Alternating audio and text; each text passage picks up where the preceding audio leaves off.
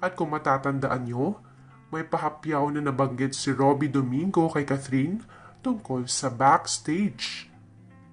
At sinenyasan lamang siya ni Catherine.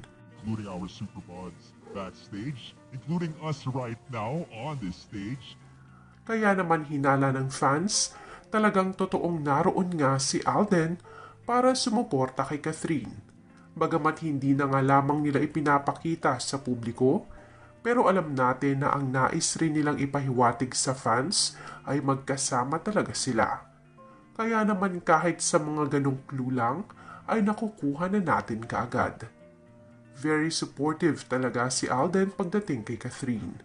Kahit pag-aano ito ka-busy, ay talaga namang nandyan siya sa mga espesyal at mahalagang araw para kay Catherine. Alam natin na dream come true para kay Catherine na maging bagong mukha ng Century 2.